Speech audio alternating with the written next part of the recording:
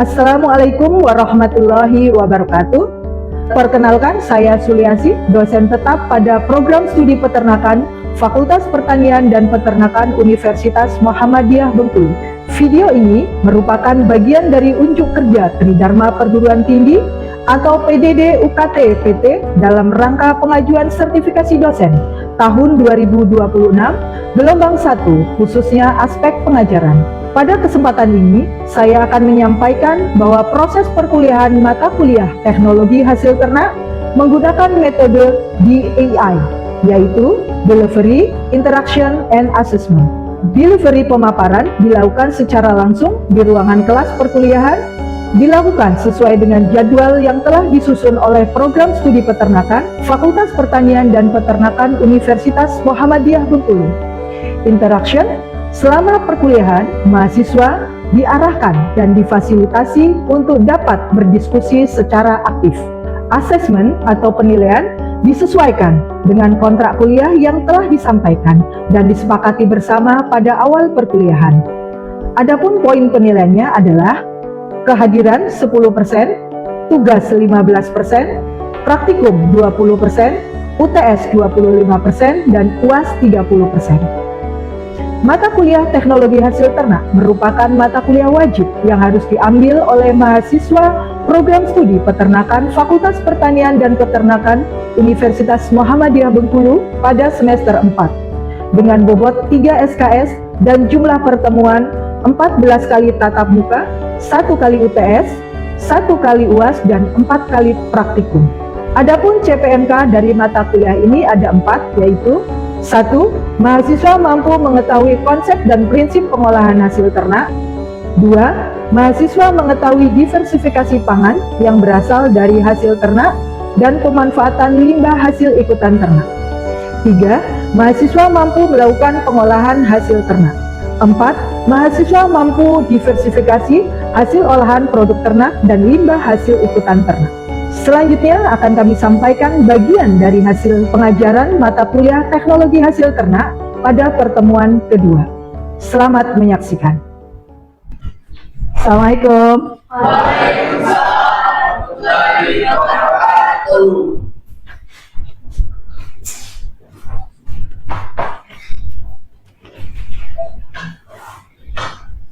Baik, kita mulai. Assalamualaikum warahmatullahi wabarakatuh. Waalaikumsalam warahmatullahi wabarakatuh. Apa kabar semuanya? Baik, sehat? Sehat. Alhamdulillah. Ya, kalau sehat hari ini artinya kita bisa kuliah hari ini dengan semangat ya. Sebelum mulai proses perkuliahan, marilah kita buka dengan mengucapkan sama-sama mengucapkan lafaz Bismillahirrahmanirrahim. Bismillahirrahmanirrahim. Baik, sebelum proses perkuliahan dimulai, Ibu akan mengabsen peserta perkuliahan pagi hari ini. Hari ini siapa yang tidak hadir? Oh, Ria Intika. Kenapa Ria Intika tidak hadir? Sakit. Sakit apa? Oh, demam. Cuma demam ya? Baru sehari? Iya. Oh ya, kalau baru sehari nanti mungkin kalau besok tidak hadir juga nanti kita bisa jenguk bersama-sama ya. Jangan sampai kalau ada teman kita yang sakit kita tidak tahu ya. Jadi cuma Ria Intika aja yang tidak masuk? Frandi Anggara. Frandi Anggara kenapa? Sakit juga. Oke, jadi ada 2 orang ya yang hari ini yang tidak masuk. Baik. Kita masuk ke materi ya hari ini. Hari ini merupakan pertemuan yang kedua untuk mata kuliah Teknologi Hasil Ternak. Pada pertemuan kedua ini, Ibu akan menyampaikan standar kualitas susu ya, standar kualitas susu. Pada pertemuan sebelumnya kita sudah berbicara masalah pengertian susu dan komposisi susu ya, pengertian susu dan komposisi susu. Ada yang bisa atau masih bisa menyebutkan apa itu pengertian dari susu? Saya, Bu. Silakan, Amel. Susu adalah suatu cairan yang dihasilkan dari hewan mamalia setelah fase melahirkan. Oke, itu dari Amel. Ada pendapat lain yang mau melengkapi dari jawaban Amel? Silakan jawab. Susu itu bukan cairan alami yang dihasilkan oleh susu ternak betina yang sedang mengalami masa laktasi atau setelah melahirkan. Susu diperoleh melalui proses pemerahan secara sempurna dan tidak mengalami penambahan maupun pengurangan zat apapun. Ya, itu betul ya. Jadi secara lengkap tadi sudah disampaikan dari Amel dan Jojo bahwasanya susu merupakan cairan sekresi yang dihasilkan dari ternak ya, ternak sapi yang habis melahirkan. Bisa saja bukan sapi tetapi bisa juga kambing atau domba tanpa menambah zat di dalamnya ataupun juga tidak termasuk kolostrum ya. Kolostrum itu tidak termasuk susu ya. Itu kalau dari pengertian susu. Kemudian komposisi susu. Ada yang tahu apa itu komposisi susu terdiri apa saja? Saya, Bu. Oh ya, silahkan, Lailis. Komposisi susu terdiri dari dua zat, yaitu zat cair seperti air, yang kedua zat padat seperti lemak, protein, mineral, dan vitamin. Betul ya. Jadi yang disampaikan Lailis bahwasanya komposisi terdiri dari air dan zat padat. Zat padatnya itu bisa terdiri dari protein, lemak, dan mineral ya. Jadi itu beberapa zat yang terkandung di dalam susu ya. Sebelum Ibu lanjutkan ya. Jadi nanti tadi sudah paham dengan pengertian susu dan komposisi susu, maka materi selanjutnya yaitu standar kualitas susu itu sendiri. Sebelum masuk materi, Ibu ingin ngecek hari ini apakah kalian sudah siap untuk melanjutkan materi? Ya. Ibu ingin mengecek apakah sudah siap atau belum ya. Sekarang silakan angkat tangannya. Angkat tangannya, taruh ke depan. Kemudian gosok-gosok. Tempelkan di hidung. Gosok-gosok kembali, tempelkan di pipi. Gosok-gosok kembali, tempelkan di dahi. Di dahi. Gosok-gosok kembali, tempelkan di mana mau tempelkannya? Di telinga kanan. Gosok-gosok lagi, tempelkan di rambut. Alhamdulillah semuanya sudah fokus ya. Walaupun tadi Ibu rambutnya di sini, ada yang rambutnya di sini? Tidak ya, semuanya tempelkan di sini. Artinya semuanya sudah siap untuk belajar hari ini dan sudah fokus untuk menerima materi pada pagi hari ini. Sebelum masuk materi, Ibu persilahkan kalian untuk menyimak video berikut ini.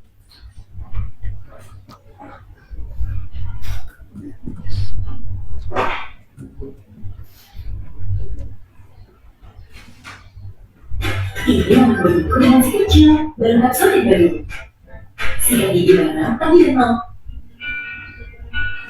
Bisa didengar suaranya? Bisa. Kualitas susu. Baik, ini video uji kualitas susu ya yang dilakukan di salah satu instansi pemerintah yang ada di Batu Raden ya. Ini pada saat proses pengambilan susu dari kandang ya, dari kandang kemudian dibawa ke laboratorium ya, dibawa ke laboratorium, kemudian dibawa masuk ke ruangan untuk dilakukan uji laboratorium. Uji yang dilakukan di sini itu ujinya bisa dilakukan sangat cepat. Nah, ini proses uji kualitas susu dengan menggunakan milk analyzer dan mengevaluasi kualitas susu sapi yang dihasilkan.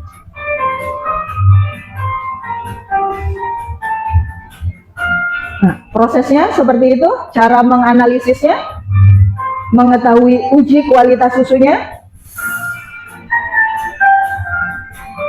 Ya, cuma sebentar. Kemudian setelah proses itu akan dihasilkan beberapa zat yang dihasilkan, yaitu bahan kering tanpa lemak, protein, dan tambahan air. Selanjutnya, hasil uji dicatat hasil ujinya dicatat di dalam buku ya. untuk memanfaatkan kualitas. Kemudian dilakukan uji sekali lagi, yaitu uji untuk mengetahui mikrobiologi yang ada di dalam susu. Salah satu pengujian mikrobiologi susu yakni dengan uji Resazurin. Semakin memudahnya warna susu menunjukkan bahwa susu tersebut mengandung jumlah bakteri yang cukup tinggi dan kualitas yang rendah. Sebaliknya, jika berwarna biru, berarti susu tersebut memiliki mutu dan kualitas yang bagus.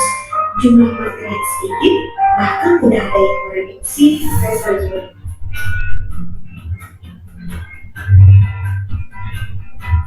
Kemudian dianalisis ya, dianalisis itu kemudian hasilnya dicatat seperti tadi di buku catatan. Nah, ini tempatnya sangat indah sekali pemandangannya di bawah Gunung Slamet, tempatnya seperti di luar negeri ya. Kapan-kapan mungkin nanti kita bisa sesekali jalan-jalan ke Baturaden ya.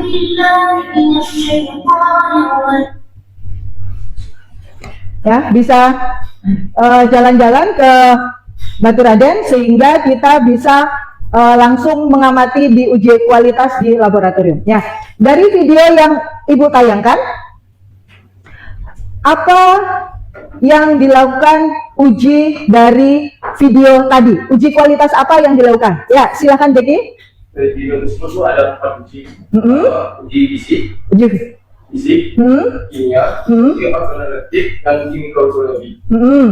Dari organoleptik itu seperti warna, bau, rasa, dan kekalan susu. Uji fisik seperti pH, titik beku, dan kekekalan. Uji kimia seperti protein, rasa, dan lemak. Untuk yang mikrobiologi menghitung jumlah bakteri. Oke, jadi tadi kalau berdasarkan video ya, dari berdasarkan video ada beberapa yang disebutkan oleh Deki bahwasanya yang dilakukan uji di sana uji laboratorium, yaitu uji mengetahui protein, lemak, kemudian laktosanya ya, dan uji mikrobiologinya ya. Tadi kalau di dari video yang ditayangkan. Sekarang Ibu ingin tanya, kenapa susu yang dihasilkan dari sebuah peternakan atau dari peternak itu perlu diuji kualitas terlebih dahulu? Ada yang mau menjawab? Saya, Bu. Silakan. Yang pertama, mengapa uji itu dilakukan? Yang pertama itu karena untuk mengetahui aman untuk dikonsumsi, Bu, dan bebas dari bakteri yang patogen serta zat berbahaya. Yang kedua itu untuk memenuhi standar mutu, yang dimana telah ditetapkan misalnya kadar lemak, protein, dan kebersihan. Yang ketiga itu untuk menjaga nilai gizi agar kandungan nutrisinya tetap sesuai. Yang keempat itu untuk mendeteksi pemalsuan atau pencampuran seperti penambahan air dan bahan lainnya. Yang kelima, yang terakhir itu menjamin kualitas produk, yang dimana sebelum dipasarkan sehingga melindungi konsumen dan meningkatkan kepercayaan terhadap produk susu. Baik, jadi itu tadi. Kenapa kok susu yang dihasilkan dari sebuah peternakan atau dari peternak itu harus diuji kualitas? Karena dengan mengetahui uji kualitas yang ada di dalam susu, maka kita akan tahu seberapa besar ya nanti proses selanjutnya harus kita lakukan ya, karena kualitas susu nanti akan mengklasifikasikan dari susu itu masuk grade A, grade B, atau grade C ya. Itu tadi dari video. Kemudian kita masuk materi kita, yaitu standarisasi susu ya. Di awal sudah kalian tadi Ezra sampaikan bahwasanya kenapa kok kita perlu yang namanya uji kualitas susu ya. Susu yang dihasilkan oleh peternak itu akan dikumpulkan oleh koperasi susu atau industri pengelolaan susu. Sebelum dia dilakukan tindak lanjut selanjutnya, maka perlu dilakukan uji kualitas terlebih dahulu ya. Beberapa uji kualitas yang dilakukan sesuai dengan Standar Nasional Indonesia tahun 2011, yaitu beberapa ini nanti akan diklasifikasikan menjadi 3 ya. Jadi dari beberapa uji yang disandarkan oleh SNI ini nanti diklasifikasikan menjadi 3. Yang pertama yaitu uji sifat fisik ya, uji sifat fisik yang pertama. Kemudian yang kedua uji kimia, kemudian yang ketiga uji mikrobiologi. Nah, Untuk dari standar ini, yang pertama yaitu warna, bau, rasa, dan kekentalan. Ini termasuk uji kualitas fisik. Ya, uji ini biasanya digunakan atau menggunakan uji organoleptik. Uji organoleptik itu kita menggunakan panca indera. Ya, panca indera itu berarti dengan melihat, kemudian merasakan, ya, meraba, merasakan, kemudian juga bisa dengan mencicipi. Ya, itu dengan menggunakan panca indera. Contohnya seperti warna. Ada yang tahu apa warna susu? Putih, ya, putih ya. Biasanya warna susu itu putih kekuning-kuningan. Nah, kekuningannya tersebut disebabkan karena berasal dari bahan pakan yang diberikan. Ya, bahan pakan yang diberikan, apa bahan pakan utama dari ternak ruminansia? Rumput atau hijauan. Nah, di dalam hijauan itu ada yang namanya karoten yang biasanya berwarna kuning sampai ke orange. Nah, warna kuning dan oranye ini akan menimbulkan warna kekuning-kuningan pada warna susu yang dihasilkan. Ya, jadi kalau kita lihat nanti pada saat mengecek susu itu akan berwarna putih kekuning-kuningan. Nah, kemudian baunya itu ciri khas susu, ya, baunya ciri khas susu. Kemudian rasanya, rasa dari susu. Ada yang pernah merasakan susu yang masih belum direbus, rasanya apa? Rasanya hambar, ya, agak hambar ya. Jadi memang kalau susu yang dihasilkan belum ditambahin gula itu rasanya cuma sedikit manis, ya, sedikit manis. Itu 1/6 dari gula, ya, dari gula. Memang rasanya kurang manis, ya, kurang manis. Kemudian kekentalannya itu tidak encer dan tidak terlalu kental. Kalau dia terlalu encer, itu kemungkinan ditambahkan dari sesuatu bahan tambahan yang lainnya. Biasanya masyarakat kita suka menambahkan beberapa bahan ke dalam susu yang tujuannya untuk memperbanyak, ya, jumlah dari susu itu sendiri. Biasanya ditambahkan air cucian beras, ya, suka ditambahkan air cucian beras biar susunya itu banyak. Tetapi pada saat kita uji itu nanti akan kelihatan, ya, susunya sudah encer. Kemudian setelah uji sifat fisiknya, uji organoleptiknya, dilakukan uji kimia. Uji kimianya yaitu kalau dari standar yang ditetapkan di sini yaitu BJ, berat jenis susu, ya, berat jenis susu, kemudian kadar lemak, bahan kering tanpa lemak, derajat asam, kemudian uji alkohol, titik didih, titik beku, kemudian kadar protein dan angka reduktase. Ini yang tadi dilakukan di laboratorium. Jadi dilakukan langsung di laboratorium menggunakan peralatan, bisa menggunakan spektrofotometer, itu bisa langsung jadi. Jadi semua uji itu bisa langsung jadi. Tetapi bisa juga dilakukan satu persatu. Ya, misalkan uji kadar lemaknya, ada yang suka menguji kadar lemak dengan manual, secara manual, itu metode Gerber, ya, itu bisa dilakukan. Kemudian derajat asamnya, uji alkoholnya, sampai ke angka reduktasenya, itu bisa dilakukan sendiri-sendiri. Tetapi kalau kita lihat tadi biasanya kalau seperti di Batu Raden yang tadi kita lihat di video, itu langsung, ya, langsung, jadi sepaket bisa langsung kita dapatkan hasil dari uji kimia yang dilakukan, ya, uji sifat fisik kimia ini bisa kita langsung dapat. Dan ini akan mempermudah pada saat kita menerima susu, karena pada menerima susu itu biasanya dari beberapa peternak atau dari IPS, industri pengolahan susu itu banyak sekali, sehingga akan cepat. Kalau tadi dilihat di video, kira-kira untuk menentukan bahan kimia dari uji kimia dari berat jenis sampai angka reduktase dibutuhkan waktu berapa menit? Mungkin sekitar 5 atau 10 menit, ya, sudah dapat. Nah, itu akan mempercepat. Jadi kalau satu sampel itu bisa dianalisis dalam waktu 5 sampai 10 menit, kalau hari itu datang misalkan 100 sampel, itu akan lebih cepat sekali, ya. Ini akan mempermudah kita pada saat kita menganalisis dari bahan kimia yang ada di dalam susu. Nah, kemudian uji yang dilakukan kembali yaitu uji jumlah bakteri, ya. Uji jumlah bakteri itu juga bisa sangat cepat kita lakukan, berapa jumlah bakteri yang ada di dalam susu tersebut. Karena kenapa perlu dilakukan uji jumlah bakteri? Karena jumlah bakteri yang ada di dalam susu nanti akan berpengaruh terhadap grade atau kualitas dari susu itu sendiri, ya. Semakin sedikit bakteri yang ada di dalam susu, maka kualitas susunya semakin bagus, ya. Semakin banyak susu yang ada di dalam bakteri yang ada di dalam susu, berarti semakin jelek kualitas dari susu itu sendiri, ya. Nanti pada saat sudah tahu berapa jumlah bakterinya, akan kelihatan dia masuk grade A, grade B, atau grade C, tergantung dari jumlah bakteri yang ada di dalam susu tersebut. Nah, ini beberapa standar yang disyaratkan oleh SNI agar kualitas susu itu bisa terjaga, ya. Jadi ada beberapa standar ini, hanya saja dia dibagi menjadi ujinya uji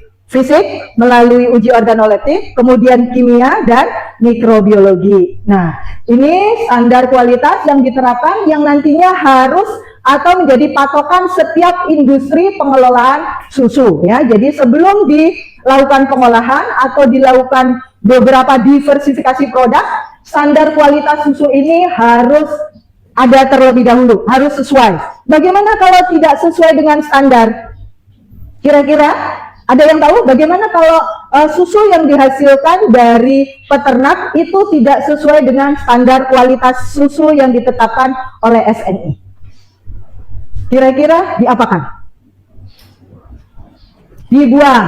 Kemudian Diolah menjadi produk lain. diolah menjadi produk yang bisa menggunakan sesuai dengan kandungan nutrisi. Iya, jadi mungkin kalian pernah dengar kejadian ada beberapa peternakan yang membuang susunya di siring. Nah, itu karena selain dari memang sudah terlalu banyak dari produksinya yang dihasilkan, kemudian juga dia tidak memenuhi standar karena ditolak oleh pabrik. Nah, untuk itu maka salah satu faktor yang pertama sebagai seorang peternak untuk menciptakan standar kualitas susu sesuai dengan SNI perlu dilakukan beberapa perbaikan. Pertama dari pakannya, kemudian dari manajemennya juga, ya. Dari manajemennya juga itu harus tetap dijaga supaya standar yang sudah ditetapkan ini bisa dijadikan patokan pada saat kita menghasilkan susu dari peternak. Bagaimana kalau misalkan standar ini yang kita hasilkan itu di atas standar?